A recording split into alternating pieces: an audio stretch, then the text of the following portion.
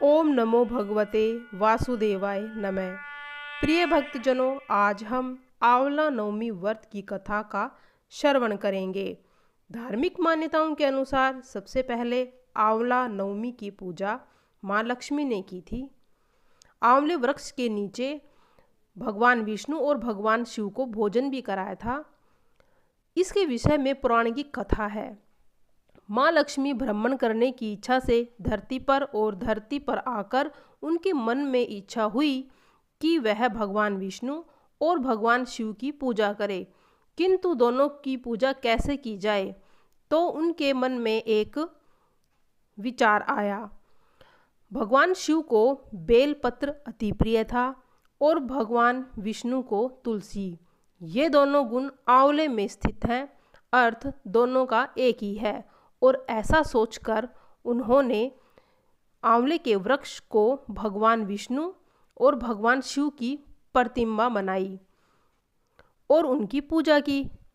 इस पूजा के बाद भगवान शिव और भगवान विष्णु दोनों बहुत खुश हुए और उनके सामने प्रकट हुए। माँ लक्ष्मी जी ने उनको आंवले के वृक्ष के नीचे ही बैठाकर भोजन कराया, फिर स्वयं भी भोजन किया।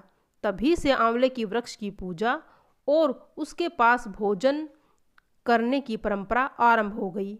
आंवला नवमी के दिन आंवले के पेड़ की पूजा करने से घर परिवार के सभी सदस्य स्वस्थ और निरोग रहते हैं। सुख सौभाग्य की वृद्धि होती है। धन समृद्धि में वृद्धि के साथ साथ सभी मनोकामनाएं भी पूर्ण होती हैं। आंवला का व्रत विशेषकर महिलाएं द्वारा अपनी संतान के लिए किया जाता है, लेकिन जरूरी नहीं है, इसे कुंवारी कन्या भी कर सकती हैं और कोई भी मनुष्य आंवला नवमी की पूजा कर सकता है, जिससे भगवान विष्णु, भगवान शिव जी और लक्ष्मी जी की कृपा प्राप्त होती है। आज की वीडियो में मैं आपको आंवला नवमी की पौराणिक कथाएं सुनाने जा रही हूँ। पहली कथा इस प्रकार से है। प्राचीन समय में एक दानवीर राजा रहा करता था। वह प्रतिदिन नियम से रोज सोने के एक आंवले का दान करा करता था और फिर उसके बाद वह भोजन करा करता था। राजा के द्वारा इतना कुछ दान करने पर उसकी पुत्र वधू दोनों और उसका पुत्र परेशान हो गए। यदि इस प्रकार से स्वर्ण दान करते रहे तो सारा खजाना खाली हो जाएगा, फिर हम लोगों का क्या होगा। राजकुमार को अपनी पत्नी की बात बिल्कुल सही लगी और अपनी पत्नी की बातों में आकर उसने अपने पिता की राजगद्दी पर कब्जा कर लिया और उन्हें राज्य से निकलवा दिया। राज्य से निकल जाने के कारण राजा और रानी चलते चलते एक वन में जा पहुँचे। उस दिन स्वर्ण दान न कर पाने के कारण राजा ने भोजन नहीं किया। उस दिन ऐसी निष्ठा और प्रतिबद्धता को देखकर भगवान ने राजा के स्वप्न में दर्शन दिए कि तुम रुको मत, वहीं पास में ही आंवले का एक वृक्ष है, वहाँ तुम्हें अमृत की प्राप्ति होगी, जिससे तुम पहले की तरह दान पुण्य कर सकोगे।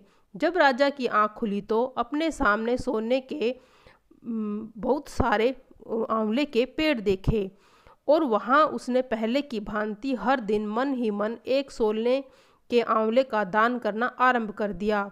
फिर कुछ समय बाद उस राजा ने जंगल में ही अपना महल बना लिया और धीरे धीरे वहीं पर आकर एक सुंदर नगर बसा लिया। उधर राजा के पुत्र की जिस राज्य पर किसी ने कब्जा कर लिया, अब वह उसके हाथ से वह राज्य भी जाता रहा। धीरे धीरे वह एक भिखारी बन गया। उसके बाद उसके खाने पीने के लिए कुछ भी नहीं था।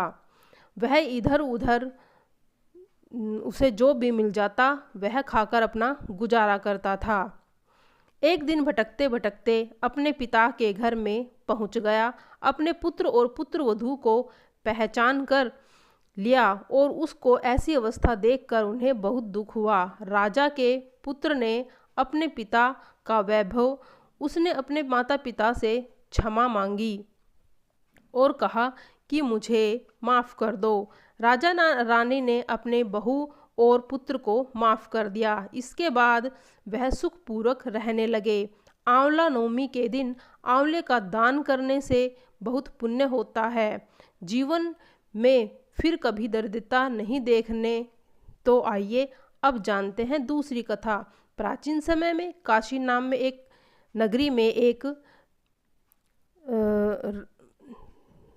व्यापारी रहता था और उसकी पत्नी भी रहती थी, परंतु उसको कोई संतान नहीं था। इस कारण वह दोनों दुखी रहते थे। संतान की प्राप्ति के लिए उन दोनों ने बहुत से तप किए, परंतु उन्हें फिर भी उसे संतान प्राप्त नहीं हुआ। किसी ने उनको बताया कि संतान प्राप्ति की कामना से भैरव बाबा किसी बालक की बलि चढ़ा देंगे तो तुम्हारे अवश्य ही पुत्र की प्राप्ति होगी। ऐसा विचार कर उसकी पत्नी ने सुनकर मन ही मन में ऐसा करने की सोची। पत्नी को बहुत समझाया व्यापारी ने, किंतु उसकी पत्नी सुनने को तैयार नहीं थी और अवसर पाकर उसने भैरव के नाम से एक बालक की हत्या कर बलि चढ़ा दिया और खुद पाप की भागी बन गई। और देखते ही देखते उसके पूरे शरीर में कोढ़ हो गया और उसकी पत्नी बहुत बीमार रहने लगी।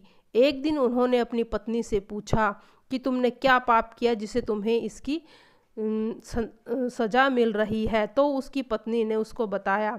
तो उन्होंने कहा, तुम्हें प्रायश्चित करना होगा, गंगा नदी के तट पर जाकर तपस्या करनी होगी। व्यक्ति ने ठीक वैसे ही, उसकी पत्नी ने वैसे ही किया। वह जाकर रोज गंगा जी में स्नान करने लगी, आंवले नवमी का व्रत करने लगी, आंवली नवमी के दिन आंवले की पूजा करने लगी। इस प्रकार से वह जल्द ही रोग मुक्त हो गई और भगवान की कृपा से जल्दी ही उसे एक सुंदर संतान की प्राप्ति हुई। आंवला नवमी